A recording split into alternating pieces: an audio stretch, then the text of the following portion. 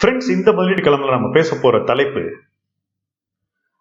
அமெரிக்காவுக்கும் சீனாவுக்கும் வெடிக்கும் சிப் போர்.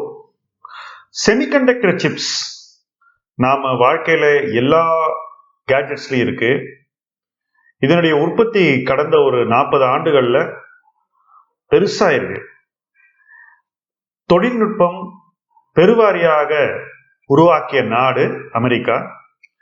அந்த தொழில்நுட்பத்தை அமெரிக்கா எந்த நாடு தனக்கு மிக குறைந்த விலையில ப்ராடக்டை தயாரிச்சு கொடுக்குமோ அந்த நாட்டோட பகிர்ந்து கொள்கிறது.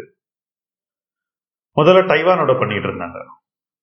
ஆனா இந்த நூற்றாண்டின் துவக்கத்தில் டைவானோடு தனக்கு இருந்த அந்த வெறுப்பு காரணமாக சைனா இந்த துறையை முழுதுமாக தன் கட்டுப்பாட்டுக்குள் கொண்டு வர நினைத்தது. அமெரிக்க நிறுவனங்களோடு உடன்பாடு ஏற்படுத்தி கொண்டு சீனா இந்த தொழில்நுட்பத்தை வாங்க ஆரம்பிச்சது.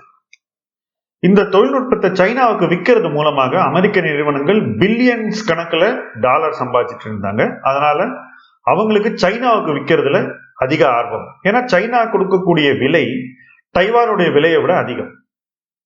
டைவானுக்கு சைனா அளவுக்கு சந்தை இல்லை. இந்த காரணத்துக்காக சைனா தொழில்நுட்பத்தை ஈஸியா அமெரிக்கா கிட்ட இருந்து வாங்கக்கூடிய ஒரு இடத்துல இருந்தது. இதற்காக ஒரு நிறுவனத்தை உருவாக்கினாங்க. SMIC என்பதுதான் இந்த நிறுவனத்தினுடைய பெயர். Semiconductor manufacture international corp. இதான் அந்த நிறுவனத்தினுடைய பேர். இந்த கம்பெனி 2000 துவங்கப்படுகிறது. அதை ஆரம்பிக்கிறவங்க சில டைவானீஸ் வெட்டரன்ஸும் சைனீஸ் வெட்டரன்ஸும். ஆரம்பிச்ச உடனே அவங்க என்ன பண்றாங்க, இதை ஹாங்காங்லயும் நியூயார்க் ஸ்டாக் எக்ஸ்சேஞ்சிலும் லிஸ்ட் பண்றாங்க.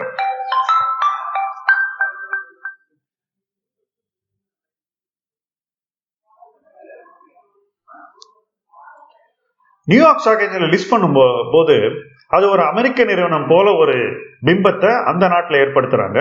அதனால அவங்களுக்கு டெக்னாலஜி விற்கிறதுல அமெரிக்க நிறுவனங்களுக்கு எந்த தயக்கமும் இருக்காது. அதனால அமெரிக்க நிறுவனங்கள் இந்த கம்பெனிக்கு விற்கிறதுக்கு அதிக ஆர்வம் காட்டுறாங்க. ஹாங்காங்ல லிஸ்ட் பண்றதுனால அது சந்தை சார்ந்த ஒரு நிறுவனம் அப்படின்ற ஒரு பிம்பத்தையும் எளிதில் ஏற்படுத்தி விடுகிறார்கள்.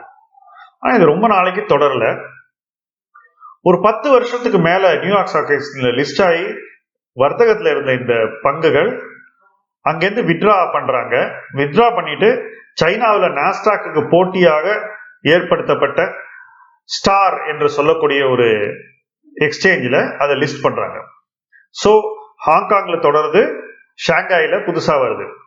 புதுசா வர அன்னைக்கு $27.46 யுவானுக்கு விற்கப்பட்ட பங்குகள் முதல் நாள் அன்னைக்கு 96 யுவானுக்கு வர்த்தகமாகுது. ஒரே நாள்ல 245% கூடுது. சோ இந்த நிறுவனம் சீனாவில் கொண்டாடப்பட்டது என்பதில் எந்த மாற்று கருத்தும் இருக்க முடியாது. இதுக்கு அரசே கிட்டத்தட்ட ஒரு இந்திய கணக்குல 50,000 கோடி கொடுத்துருக்கு இந்த லிஸ்டிங் பண்றதுக்கு. சோ அவங்களே பணத்தை போட்டு அவங்களே மதிப்பையும் ஏற்படுத்துறாங்க.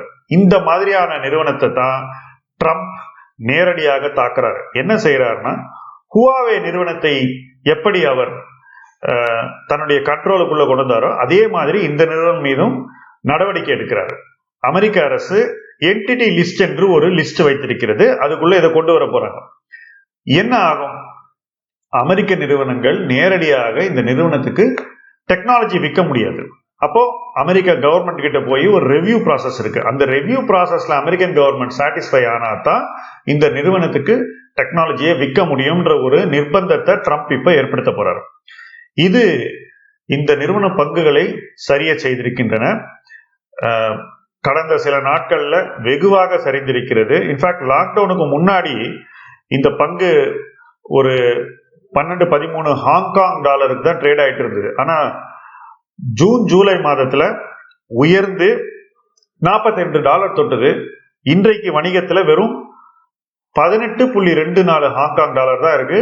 அதனுடைய சார்ட்டை பார்த்தீங்கன்னா இன்னும் இறங்குன்ற மாதிரி தான் ஒரு இம்ப்ரெஷன் வருது.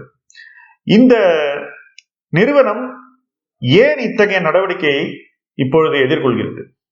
அமெரிக்காவினுடைய வியூ பாயிண்ட் என்னன்னா, இந்த நிறுவனம் PLAக்கு ரொம்ப க்ளோஸான யூனிவர்சிட்டிஸோட ஒர்க் பண்ணுது. அப்ப அவங்க இந்த நிறுவனத்துடைய சிப் தொழில்நுட்பத்தை மிலிட்டரிக்கு உருவாக்கக்கூடிய பல ஆப்ஸ் அல்லது ப்ராடக்ட்ஸ்ல முதல்லயே அவங்க அதை எடுத்துக்கிறாங்க. அப்போ அந்த ஒரு சூழ்நிலையில இந்த நிறுவனத்தை முடக்கினால் சைனீஸ் மிலிட்டரியினுடைய பல முன்னெடுப்புகளை தடுக்க முடியும் என்பது அமெரிக்காவினுடைய நிலைப்பாடு. ஸ்ட்ராட்டஜிக்கா இந்த நிறுவனத்தை முடக்குவதன் மூலமாக தைவான்ல இருக்கக்கூடிய TSMCக்கும் கொரியாவில் இருக்கக்கூடிய சாம்சங்க்கும் நிறைய பயன்கள் கிடைக்கும் அப்படிங்கிற ஒரு எதிர்பார்ப்பு இருக்கிறது. இந்த நிறுவனத்தினுடைய வயதே 20 வருஷம் தான். ஸோ 20 இயர்ஸ்ல ஒரு கம்பெனி 2018 கணக்குப்படி கிட்டத்தட்ட ஒரு 25,000 கோடி டர்ன் ஓவர் பண்றாங்க. அங்கேருந்து வளர்ந்து ஒரு 30-35,000 கோடியில போயிருப்பாங்கன்னு வச்சுங்க. வெறும் 20 ஆண்டு காலத்துல இந்த மாதிரியான ஒரு வளர்ச்சி. இந்த வளர்ச்சிக்கு முக்கிய காரணம் அமெரிக்க தொழில்நுட்பம். அதை வைத்துக்கொண்டு அவங்க அமெரிக்காவையே அட்டாக் பண்றதுக்கு பிளான் பண்ணிட்டு இருந்த மாதிரி அமெரிக்கா நினைக்கிறது.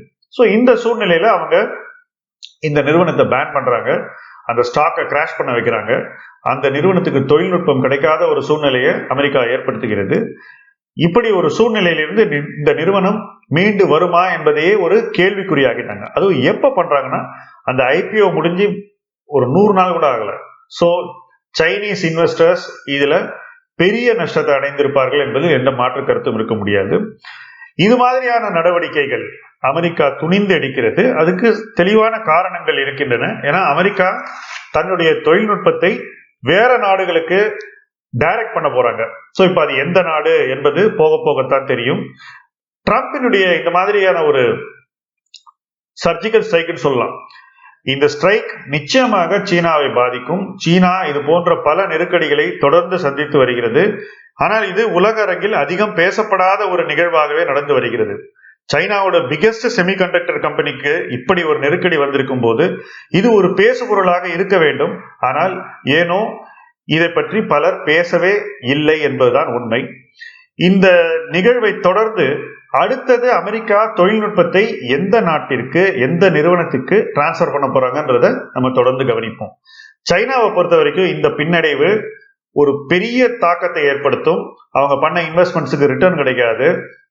அதை அடுத்து என்ன செய்யறதுங்கிற கன்ஃபியூஷன் வரும். நிறைய எக்ஸ்போர்ட்ஸ் பாதிக்கப்படும், வேலை வாய்ப்பு இழப்பு இருக்கும். ஸோ இதனுடைய தாக்கம் இதுவரை இல்லாத அளவு இருக்கும் என்பதில் எந்த மாற்று கருத்தும் இருக்க முடியாது. இது போன்ற பிசினஸஸ் பத்தியும் அந்த பிசினஸுடைய growth பத்தியும் சரிவை பற்றியும் அது உலக அரங்கில் ஏற்படுத்தக்கூடிய தாக்கத்தை பற்றியும் உலக நாடுகள் எப்படி பிசினஸை தங்களுடைய வர்த்தக வணிக போர்கள்ல ஈடுபடுத்துறாங்க பத்தியும் தொடர்ந்து முதலீட்டு களத்துல உரையாடுவோம். முதலீட்டு களம் உங்கள் களம். இந்த வீடியோ பிடிச்சிருந்தா சப்ஸ்கிரைப் பண்ணுங்க, ஷேர் பண்ணுங்க, இந்த வீடியோவை லைக் பண்ணுங்க. தொடர்ந்து எங்களோடு இந்த பயணத்துல நீங்களும் வாங்க. நன்றி.